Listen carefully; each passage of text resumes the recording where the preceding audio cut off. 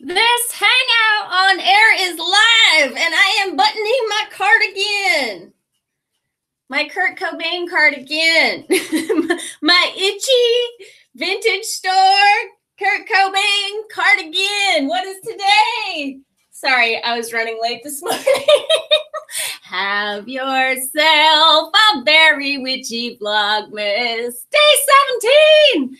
I did actually have to just look at the calendar to make sure that I was right. It is indeed day 17. Day 17. Hi, everybody. Hi, Sarah. Sarah Jackson. This topic is near to my heart. We are going to be talking about addiction in all its forms today. Holy crap. Wait, you need to see the brown tank top. I'm not ready. There was a liquid eyeliner mishap just before this. Anybody who wears liquid eyeliner, you totally know what I'm talking about. There. Very grunge today. Sarah Jackson says, this topic is near to my heart. Oh, I'm so sorry. I'm joking around in the middle of reading this comment. This is super heavy. I can't escape my goofiness, even when talking about super heavy duty topics. So if you don't know that about me, there it is. That is just how I roll. I'm very goofy. So Sarah says, this topic is near to my heart. My mom has been addicted to meth on and off since I was 13. I'm now in my 40s. I became a police officer and specialized in drug enforcement and prevention. I'm looking forward to hearing your thoughts on this. Thank you for being willing to talk about it. That is so deep. Thank you. Thank you for being willing to talk about it. And thank everybody who said, yes, please do this topic. I'm more than happy to talk about it, but I should just put a disclaimer up front. I'm not a professional therapist, drug counselor of any kind. This is not my wheelhouse. I do have a deep love.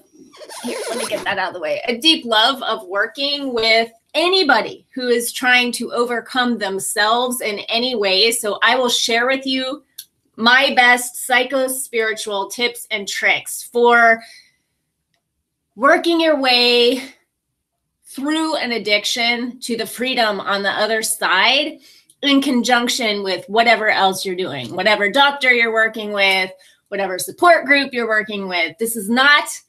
This love stream is not meant to stand alone. It's just a little bit of support during the holidays. Alicia, yes, Sarah, this subject has a lot of impact on my life as well.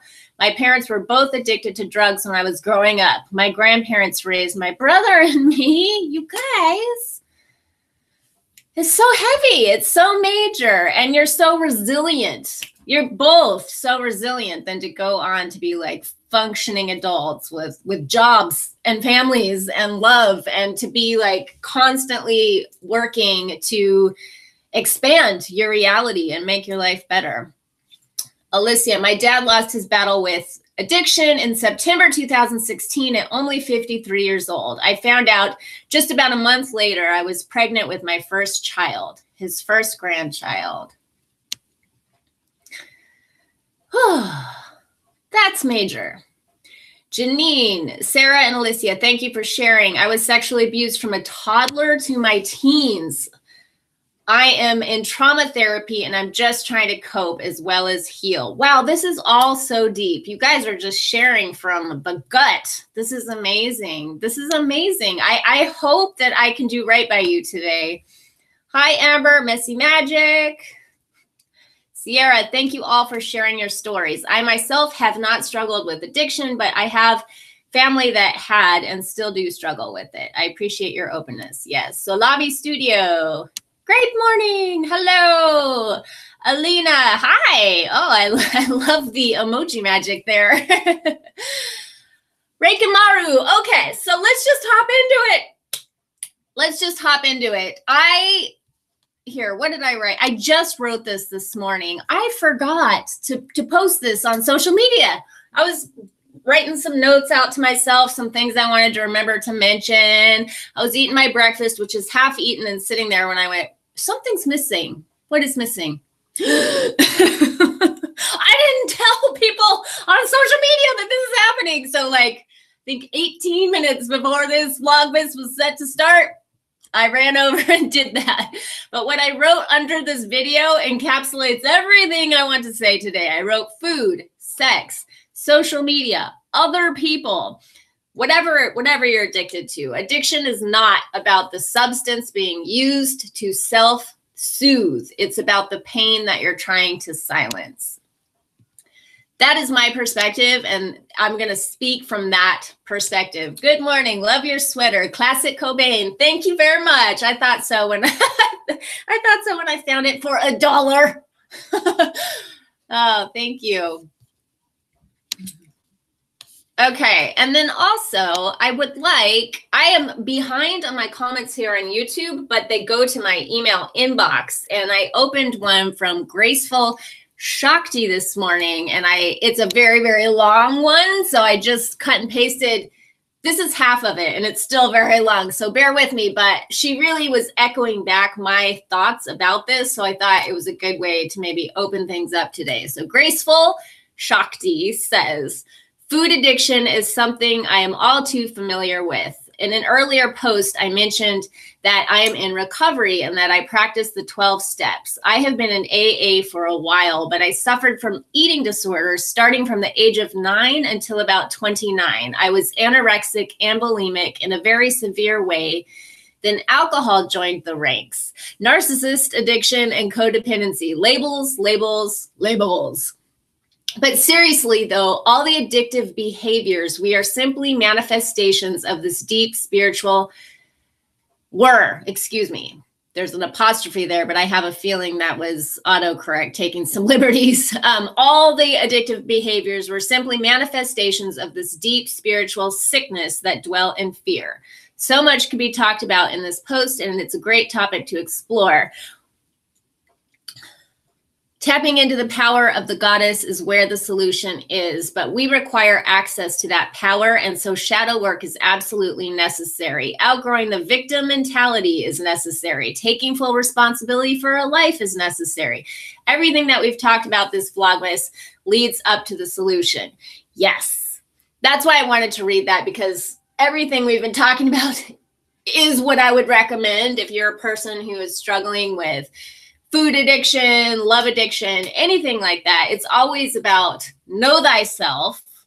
And ultimately, the ultimate know thyself is know that you are a divine being and that the creative energy of the great mysterious force that flows through all things flows through you, and that you have the power to co-create your life on purpose.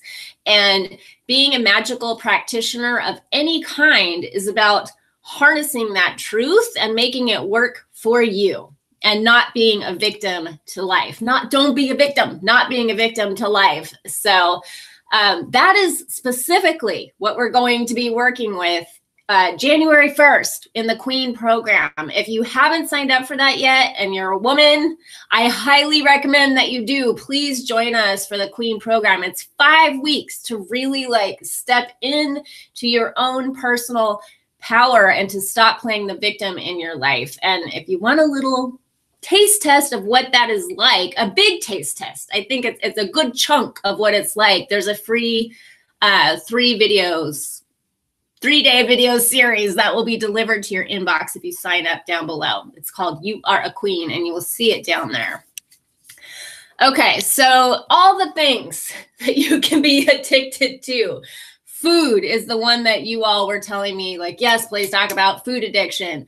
But I know from coaching that love addiction is a big deal too. Codependency of some kind in our community. And let's see, what do I have here? Gambling, work, video games, social media, picking your skin, and then, of course, all the obvious substances. We have an opioid epidemic going on in our country, alcoholism, drugs. I think I'm focusing on food and codependency and things like that because it's pretty obvious when you say addiction. The first thing that comes to mind is drug addiction, right? Or alcoholism or something like that. And I am not a sex addict, but sex addiction has touched my life in a profound, deep, deep way. And if I understand the research correctly, this is becoming a big phenomenon. The internet is really feeding in to sex addiction. It's creating sex addiction. It is serving sex addiction. It is perpetuating sex addiction. And then that ends up impacting whoever's in a relationship with a sex addict.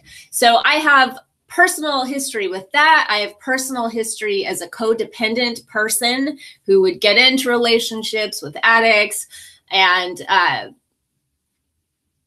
whole, it's an addict dynamic that's going on in codependent relationships. And I really had a dependency on pot for a while, which people will argue with you and scream and yell at you that stoners will do this. They'll tell you marijuana is not addictive. And that used to always make me so angry when people would say that, because it took me a long time and a lot of effort to get over it. And when I would stop doing it, I had physical withdrawal symptoms that I had to cope with. That is why the Mood Cure book that I talk a lot about was so helpful to me, because she teaches you how to cope with the physical withdrawal of symptoms by building up your brain with amino acids, because you don't have to suffer and willpower your way through these things so much. But that aside, anything can be addictive. There's a huge psychological component to it, and anything can be addictive. So let's see what y'all are saying. Score, yep. I can inbox you real info about merit. No, thank you, Sarah. I have gone down that rabbit hole. I am beyond that place in my life, but also I spent a lot of time reading about it. And I ordered the Mood Cure, going to quit pot in the new year. Yay! Yay! And with here's the thing too. There's a chemical component to anything that gives you a dopamine hit, right? And then that could be sex. That could be shopping. That could be workaholism. That could be playing video games. And then that is chemical. Like, we are chemical beings to a large degree, like hormones. We have chemicals in our bodies. Dopamine is a very real chemical. So there's a physical chemical component to addiction. And then there's also the psychological component to addiction, and the two work in conjunction. I would say to that end also that if you are struggling with food addiction, that you're still going to have to do the psychospiritual work required to get to the root of the issue. But there is also physical things that you can do, because if you're eating a lot of junk food, a lot of processed food, or carbohydrates or sugar, those things are addictive by nature.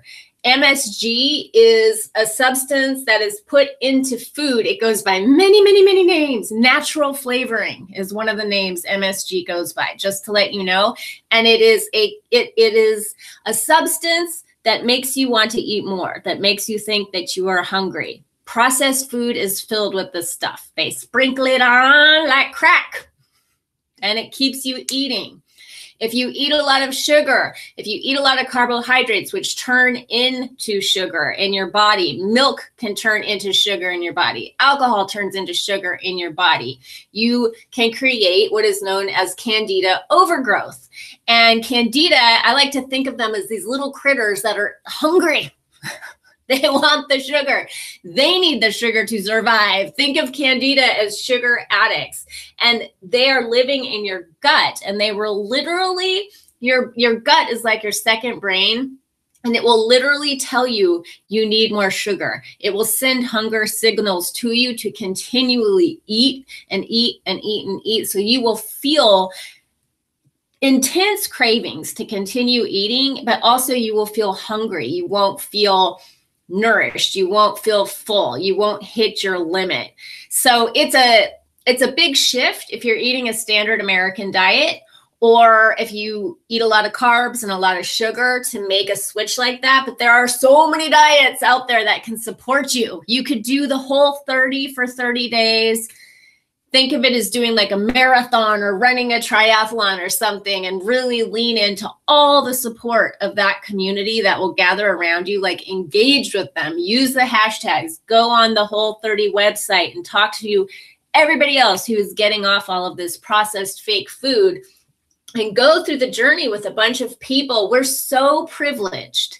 We are so privileged in the Western world to have access to the most amazing, delicious, healthy foods. I promise you, if you go off milk, there's tons of replacement foods that you can enjoy that are made with nuts or coconuts, and it tastes fabulous. I've been dairy-free and gluten-free for so long. I've watched the whole spectrum from when everything tasted like cardboard to where then they like started tasting like weird things that weren't quite what they were supposed to be, to where now, like, you can't even tell. Coconut-based ice cream, for example, sometimes is even better than cow's milk ice cream.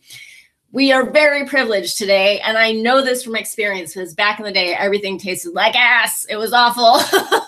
So there's that component if you are a food addict to start. And the reason, too, why you want to do this is you need to starve the candida if you have that situation going, and you will have die-off symptoms, which can produce like a withdrawal flu. You can get a flu, runny nose. You can get a fever as the candida is dying off. That's why it's important to have the support group. But also, when you start giving your body real nutrients and real food, you feel satiated. You feel full. You feel satisfied, and that is going to help you so you don't have to like white knuckle your way through like these crazy cravings,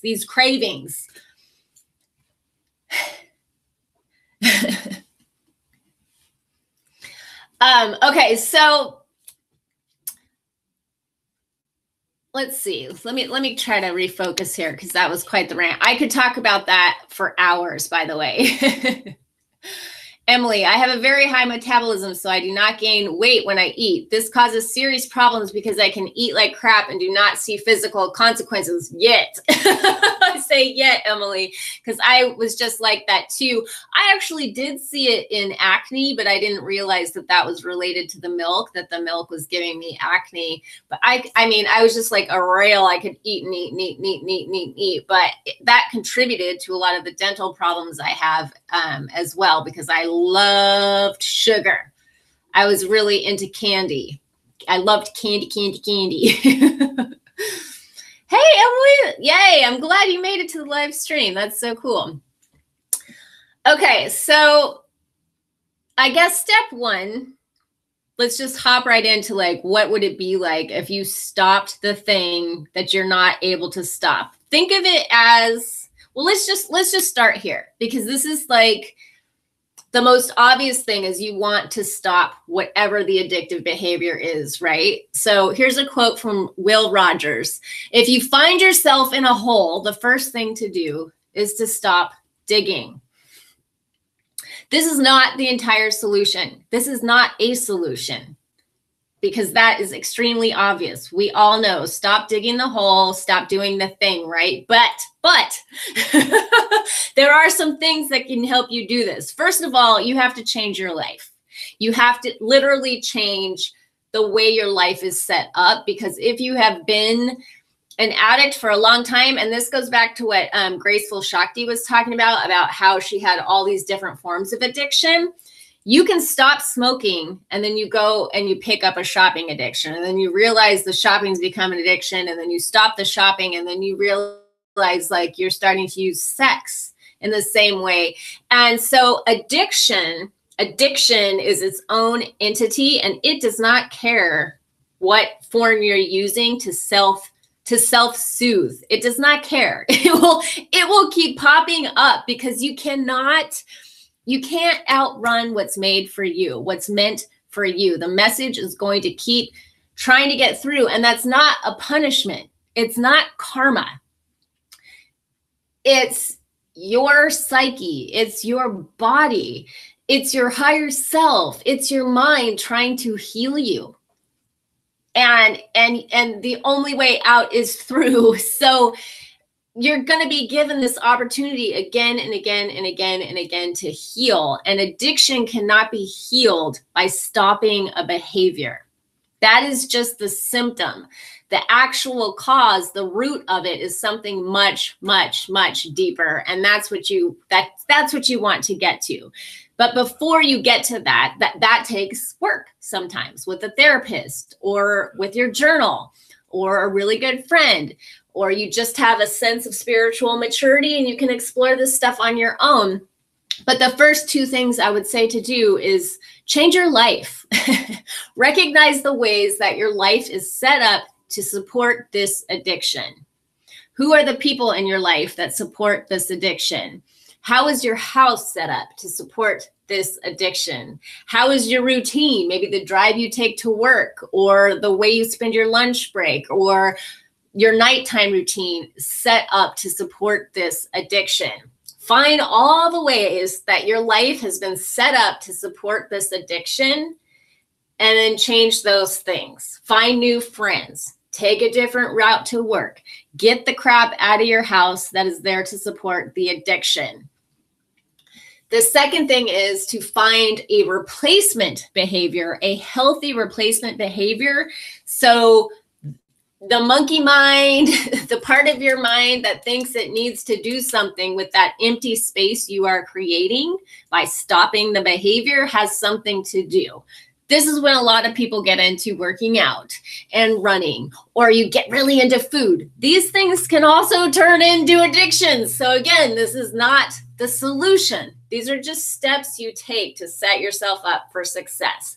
Find a replacement behavior and change your life. Change the support structures from being support structures that support the behavior to support structures that now support the new life that you want to have. For some people, that's getting involved with support groups, literally, and going to meetings every week. Some people go every day. The buddy system is amazing if you're not into the 12-step program. I'd be interested to know what you all think of the traditional 12-step program. I think I have some controversial thoughts about that probably aren't popular opinions, but I'm happy to talk about that. Me and my son are candy addicts. Yes, well,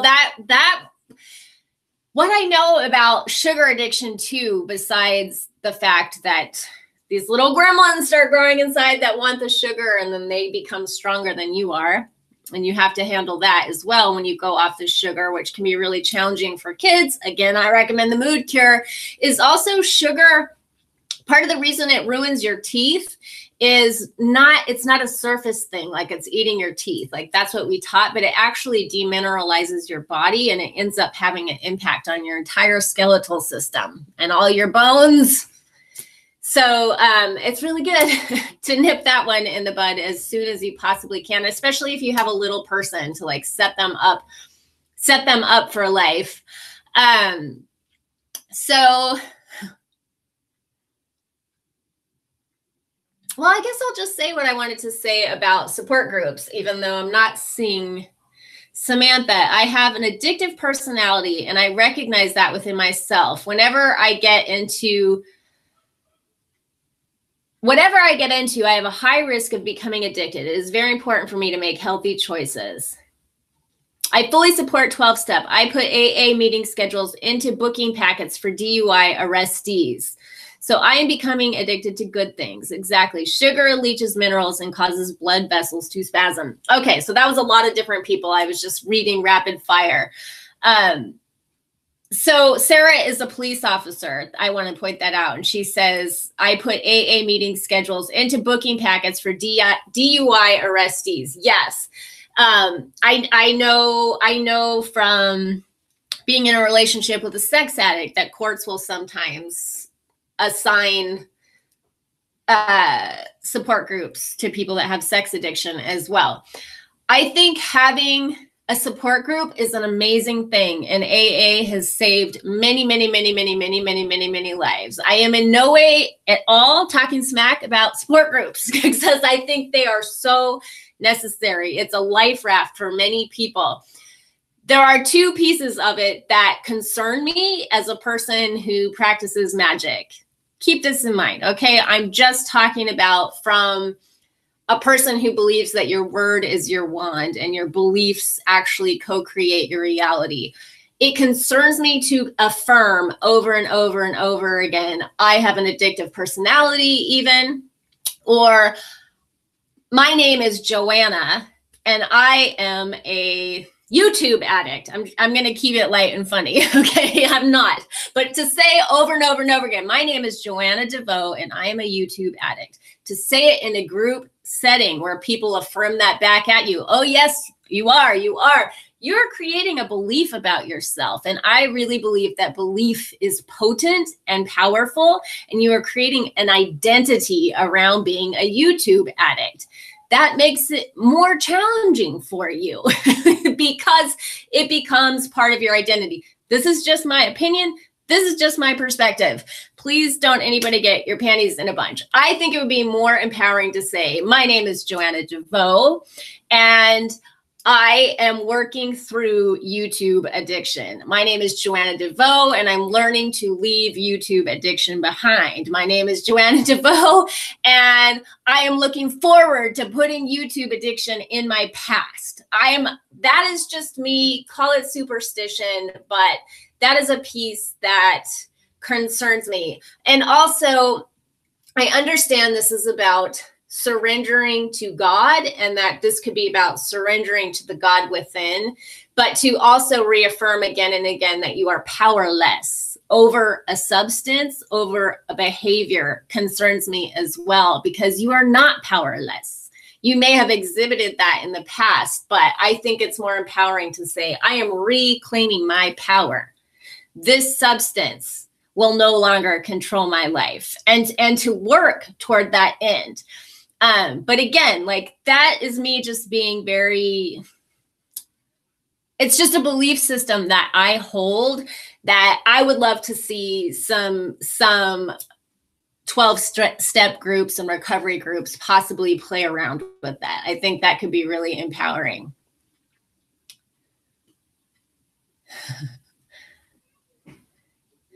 Stardust Mama, right. Don't swap out addictions. About to quit smoking cigs, sugar, and coffee. Hoping my twin flame will quit legally scripted oxy and not replace it with fake pot or meth again. We are separated mostly because of his addiction, but has made me look at all mine too. All I can do is work on me. Thank you for saying that, Sarah. Sarah says, I think it's helpful to acknowledge and take responsibility for damage done, but then move on. Yes, that's a big part of it too. And I think that's why it's hard for people to stop the behavior, because whatever the behavior is masking, it's masking the root of the problem. You're escaping the real issue. When we stop the behavior, you're just left raw and bald with the pain you've caused other people, with the messes you've made, with the opportunities lost, with the years that have gone by, that, you know, all the shame comes rushing in. And addiction creates a lot of shame for people because nobody wants to be an addict. Nobody dreams of being an addict. Nobody wants to be an addict. It can make you feel so weak. And every time you act, every time you indulge in whatever the addictive behavior is, you are reactivating that shame. So it's kind of a catch-22, because the overeating, the sex, the video games, whatever it is, it silences the shame temporarily, but it also strengthens the shame. So it keeps you on this loop of going around and around, and the shame gets stronger and stronger and stronger. And then when you really try to stop the behavior, you're still left. You're still left with it, with this beast of shame. Oh, darn it. I had a book out here that I wanted to share with you, and it's in another room. I Aleister Crowley is an interesting figure to me, and I have a book of his. I forget the name of it. It's like a scrapbook of like the Beast, the scrapbook of the Beast. He used to call himself the Beast, and he created this whole character, this dark and scary character. He had a lot of interesting ideas. He definitely was a mystic and a very, very magical man who was well-versed in magic, but he was also a deeply troubled person with drug addiction and a lot of issues. He's a very dark figure. I really don't even like having this book in my house, even though I always, when people ask me what my definition of magic is, I always refer to him because it was him, I think, that created this definition. Magic is creating change and conformity with your will. He was filled with wisdom and addiction and pain. And I think it's really interesting when I'm talking about identifying as a beast to talk about him literally calling himself the Beast and creating this character of the Beast. Because to me, this is my perspective. This is my worldview. Take it or leave it. We often say, like, I am a spirit having a human experience. It's a common thing that people in the New Age communities say. But to have a deep understanding of that is a whole other thing. To really, really understand that you are the divine incarnate and that you are, in a sense, as Reverend Ike says, riding the beast. You are riding the beast, or the beast is riding you. And I'm talking about the animal, the beast of your body, even the beast of your mind. Like, this temporary beast that you are inhabiting is your gift. It's your vehicle. It's how you're able to be in the here and now. And you get into problems when you over-identify with it or you let it run the show. So it's the beast that becomes addicted when your soul or your higher self knows all along that it's so much greater than that. And so that is why the techniques of magic and meditation are so huge, because what you're doing is you're reclaiming sovereignty over your own life, your own mind, your own body, your own soul. And you're saying, I am not the beast. I am riding the beast through this reality, but I am not the beast. I am not possessed by this beast. I am the possessor. Does that make sense? I'm going to do a podcast on this and really get into talking about this piece here. But he has a poem that's in this scrapbook, Aleister Crowley, it's the reptile. And, you know, you may have heard me talk about the reptilian brain. And to me, like, that's like the operating system of the beast.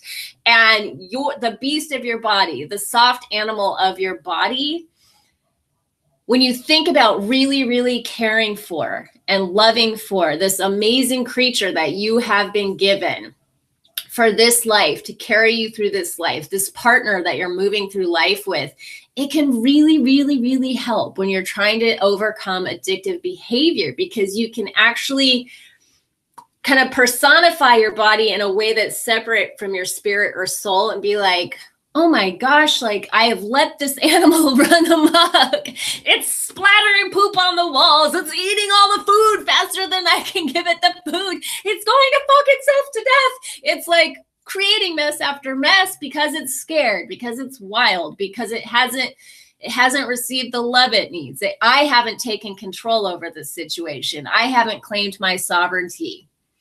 And I may have gone too far off into the into the weeds there, but that is something that I have on my mind, and I want to talk about. Every day is a new day, Solavi Studio says. I have had to strive to do better. If I feel bad/guilty, I reach for something to take those feelings away. Yes. Yeah.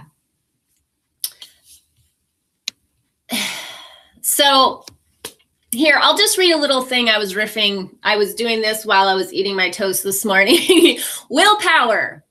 So willpower is in limited supply. You can only like white knuckle your way through sobriety for so long if you don't get to the root of the issue first.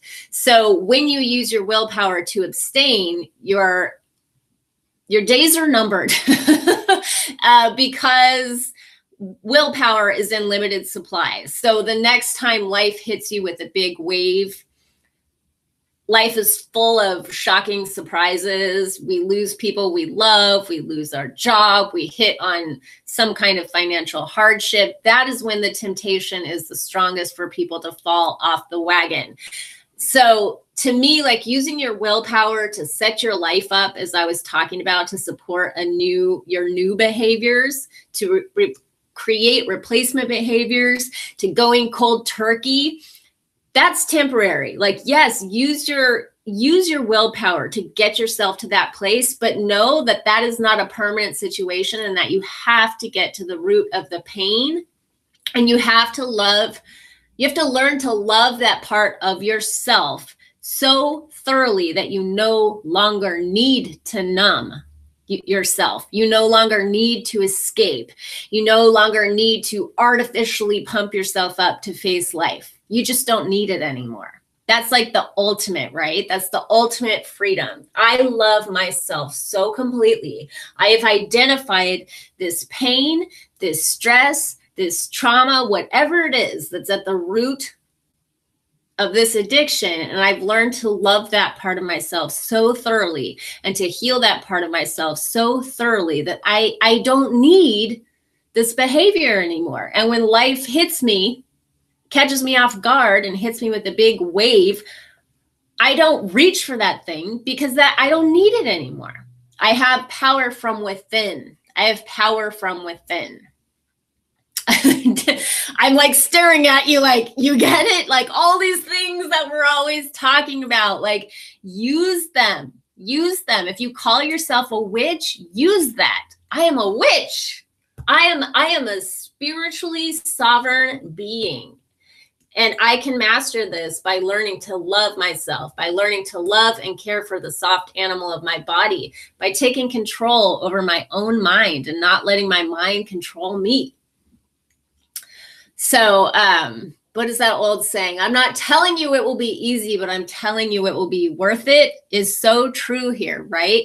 Because when you're masking the pain, when you're numbing yourself out, when you're artificially pumping yourself up to face life, whatever it is that you're using this for, it's like one little hit that you get, right? It's like an instant gratification. It's an instant solution to get you to the next moment, but you are not free because you always need another hit because there's always going to be another moment until there isn't. But as long as you're on this planet, in this life, in this body, you're going to need something to get you through the next moment and the next and the next. And it just keeps you on the hamster wheel. Whereas if you let yourself be uncomfortable, let yourself be uncomfortable for a period of time so that you can finally heal whatever it is that is crying out to be healed. You will set yourself free. And you don't need anything else to get through life but yourself and your own belief in your own personal power. Get your witch on, Stardust Mama says. I freaking love this beast body idea. Yes, I'm going to talk more about that, Amber. I'm definitely going to do a podcast. I'm ready. This is something I was talking about on Patreon this weekend. I am ready to just rip the lid off on all the stuff that I have not shared with you all because I didn't want to be too weird or too woo-woo or be misunderstood. And I don't know, I've had a revelation about that. And I'm excited to just really like let it all hang out in 2019. Emily says, I went to school for addiction counseling, and the biggest cause of relapse is that your brain is so used to getting flooded with dopamine that when you stop your addiction, it no longer makes it. Yeah, that's why I recommend looking at again, like the mood cure or methods for healing your brain and healing your body. because it can be very depressing. You can go into like this flat line where you don't have any energy, you lose your motivation, you can get very depressed.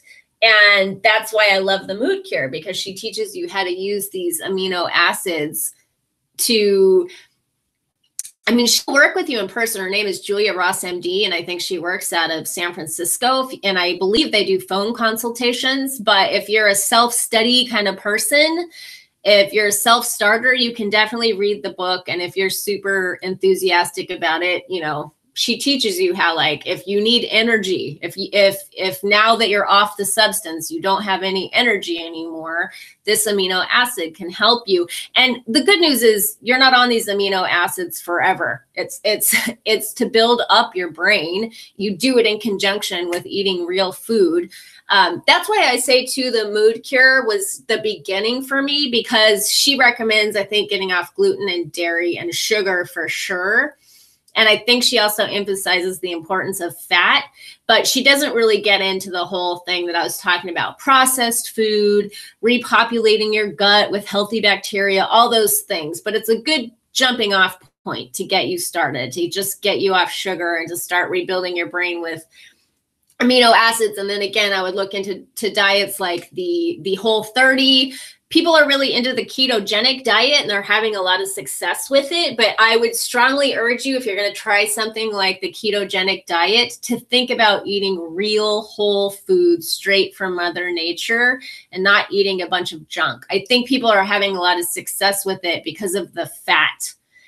And fat is very, very important for our brains. We need fat to be healthy and happy mentally. It's a very important component. So any diet that you do, any diet, just make sure that if you're looking to free yourself of addiction of some kind and you want to use food as a component in doing that, make sure that you look for food, again, that comes from Mother Nature. If we are witchy people, if we love the planet, we love Mother Nature, and we see ourselves as nature, as a piece of nature, the soft animal of our body is nature, it makes sense. It makes complete, perfect sense that we would start working with food in that way and partnering with Mother Nature in that way and eating food straight from Mother Nature, as close to nature as possible, with as little chemicals and processing and manipulations like pouring a bunch of sugar and a bunch of coloring and a bunch of MSG in the food to make it super addicting so that people keep buying the products. Oh, and here's a free toy and it's all so charming and woo, taste the rainbow.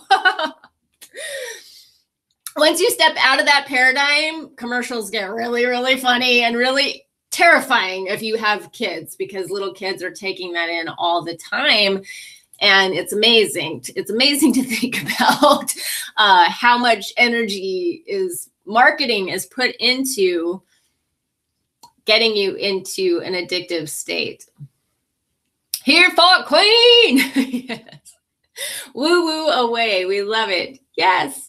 This seems like a good time to call in an archetype to help. Yes, the queen, the queen, the queen. It's all about the queen for me. The queen has set me free in so many different ways. And I really hope that you guys will join me. Please do it. Do it. If you're on the fence and you're like, I don't know. It's a gentle program. I keep talking about how it's like releasing the victim and stepping into your power. And it sounds all very intense, but I think I'm a pretty gentle person. I like to seduce you into the changes, and I think it's a really enjoyable experience. So do not be afraid. Do not be afraid. So have we said everything that I wanted to say? Oh, I do have one other thing I wanted to say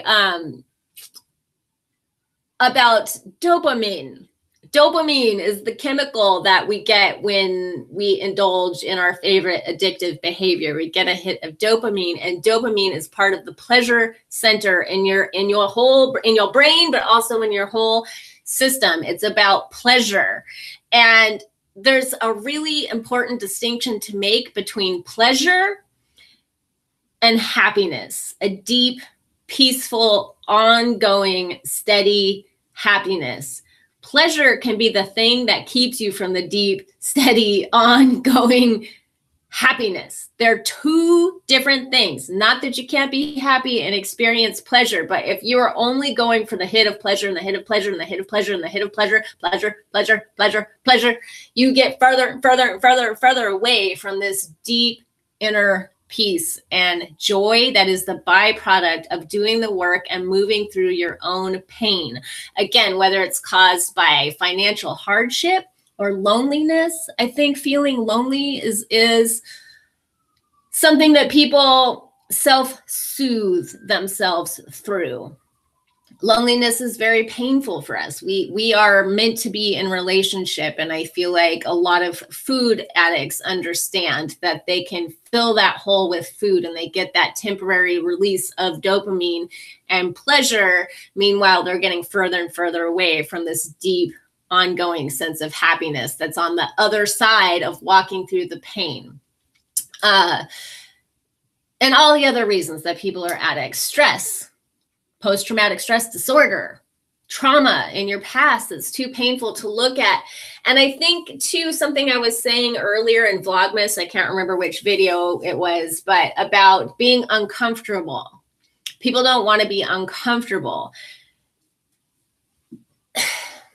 When you stay committed to an addictive behavior because you don't want to go through the discomfort of withdrawal symptoms, of not knowing what to do with yourself, not knowing how to fill that time, having to rebuild your life from the ground up, having to face all the people that you've hurt, having to face yourself and all the pain that you've caused yourself, all the opportunities you've lost, like that's a lot to handle. That is uncomfortable, to say the least. But the beauty in that is that if you're willing to be uncomfortable for a short period of time, things get better and better and better and better. Whereas, and eventually you find your way to happiness and to wholeness and to realizing who you really are, to returning to yourself, to reclaiming your personal sovereignty. If you stay in the addiction, the discomfort is chronically burning underneath, and you live with that uncomfortableness in between the pleasure hits forever. It never ends. There's no way out. So the irony in not wanting to be uncomfortable is that you are chronically uncomfortable in smaller doses that you're managing with this behavior. You're missing out on the things that are most important to you, which is deeply uncomfortable, which means you have to engage in this behavior even more to not have to feel the discomfort of that. But believe me, your soul feels it. Believe me, the animal of your body feels it, and it's going to come out one way or the other. So it's about, I was talking about like walking through the fire, walking over the hot coals of fire. It's only uncomfortable for a period of time. And then again, it gets better and better, and you get freer and freer. And once you get some momentum on that, there is no looking back, my friends. And if for any chance you fall off the wagon, if you're really doing well for 6 months, for 3 months, for 3 days, don't see it as starting back at the beginning. Because when people do that, I think they tend to give up, like, oh, fuck it, or okay, fine, I fell off the wagon, so I'll just do it for this weekend. And then that weekend turns into a week. And then that week is like, okay, I'll just do it for this month. And then I'll get back on track. Okay, well, then the month becomes a season. I'll just do it for spring. I'll get back on track in the summer. And then the summer comes around and it's like, oh, well, it's summer and there's going to be this and there's going to be that. So maybe, okay, so then half a year goes by. You like negotiate with yourself and months go by before you finally get so sick of it that you get back on the wagon again. The second you fall off the wagon, forgive yourself. Forgive yourself. We don't expect babies to run straight out of the womb, right? We carry them around for a little bit of time. We watch them as they crawl. We watch them as they learn to walk. And eventually they learn to run. But what happens every step of the way when they're learning to crawl? They fall down and they face plant. When they're learning to walk for the first time, they fall on their butt over and over and over and over again. And you don't scream and yell at the baby, "Get up, you stupid idiot!" But that's what we do to ourselves, right? And that creates learned helplessness. If you did scream and yell at a baby like that, the baby would be so overwhelmed. Like, treat yourself as gently as you would treat a toddler learning to walk for the first time. And it is the first time if you're an addict. It is.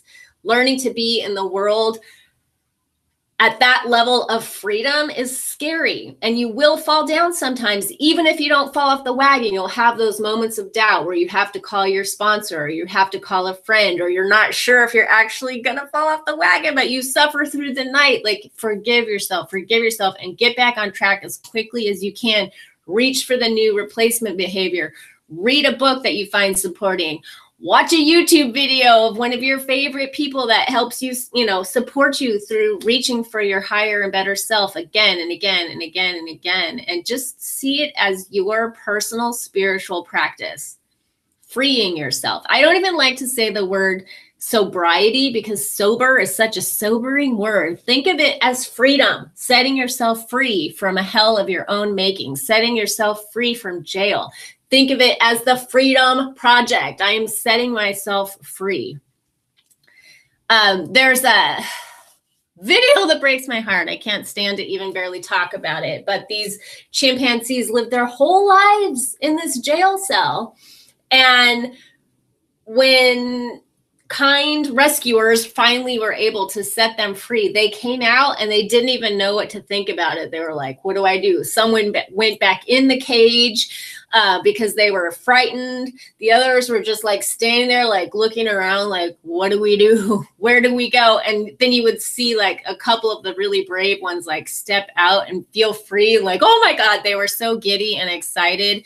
And when I think about the beast of your body or the soft animal of your body, I think about like those monkeys and how we can do that. We can keep ourselves in the cage. And like, even though the jailer has unlocked the door and unlocked the lock and opened the door and set us free, we don't know what's on the other side of that freedom because we've never experienced it before. And sometimes what you know, even though it may be hellish, maybe even though it may be confining, can be more comforting than what you don't know.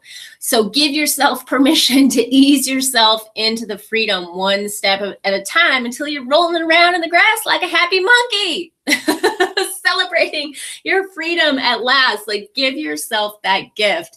And I totally forgot to tell you, I have a new, where is it? I have a brand new special. I was doing a Vlogmas special for each week of Vlogmas, and I almost forgot to tell you about this week's, but it's the winter solstice this week. Yule is coming up. So of course, the special is going to be on the winter solstice module of the Psycho-Spiritual Wheel of the Year. And when you follow the link, you can get the winter solstice module, which is a very long PDF with a Crafty Witch video and a potion craft recipe, for 50% off when you put Yule is cool in at checkout. Yule is cool. That is the special for this week. I will try to remember to say that in the next couple of videos as well. Okay, so let's see what everybody else was saying before I let you go here.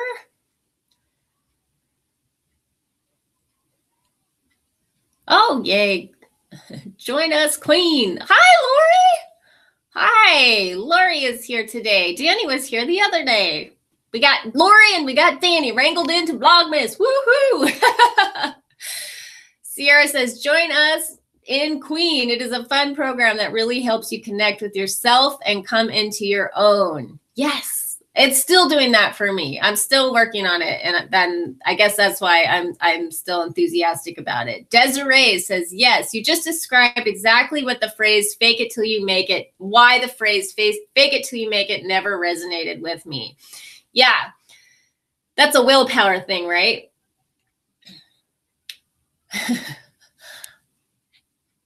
Stardust, I think you're just real, but also kind, not belittling or demanding, but real is great. Pain is rain. Hi, Joe. Hi, Joe.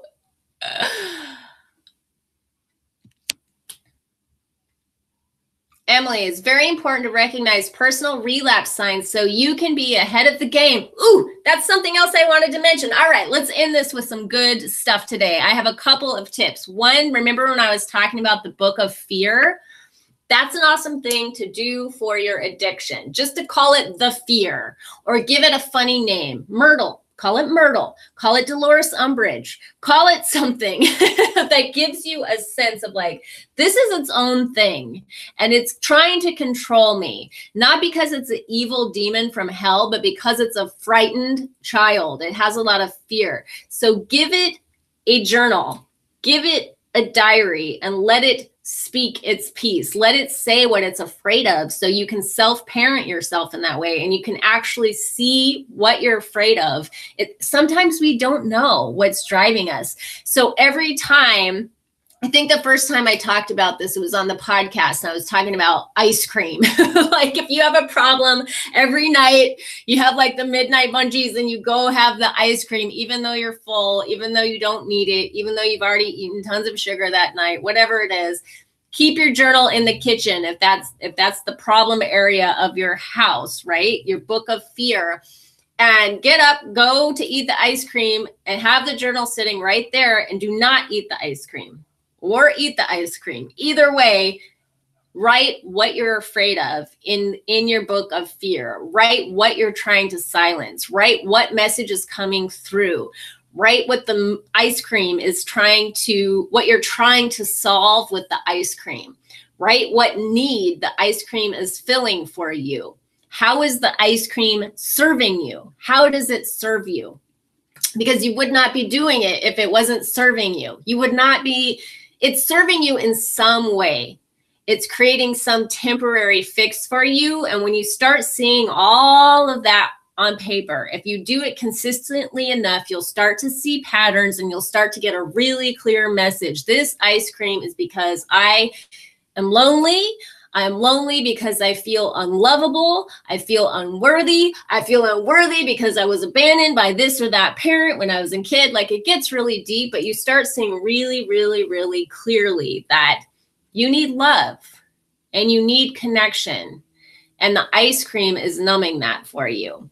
And then that is a step you can take to set yourself free, to start working on giving yourself that in a deep, real way so that you don't need the ice cream to mask that message anymore. And then let me go back to the comment that triggered this here. Where did it go? It's very important to recognize personal relapse signs so you can be ahead of the game. I think that was it. Oh, it just flew out of my head, the other thing that I was going to say. Well, I'll have to save it for another day, I guess. It's going to bug me, though. You have to get comfortable with forgiving yourself and getting back on that horse. Write letters to your fear. Understand that it is essentially trying to protect you. Yes, thank your fear for trying to protect you. Yes, that's what I'm saying. That's what I'm saying. It's a misguided approach to taking care of yourself. But as being the sovereign of your own life, as being the co-creator of your own life, you know better how to take care of yourself than the ice cream. Okay, so I'm going to end this here and we'll be back tomorrow. Let's do a fun one tomorrow. Let's do our favorite things in 2018. So think about what your favorite things were for 2018 and we will just riff on that. I will drag some props out here so I can show you some of my favorite things from 2018. We'll talk about our favorite books, our favorite movies, our favorite products, our favorite whatever, our favorite accomplishments, our favorite milestones, favorite things, everything tomorrow, 8:30 a.m. And until we meet again, much love to you.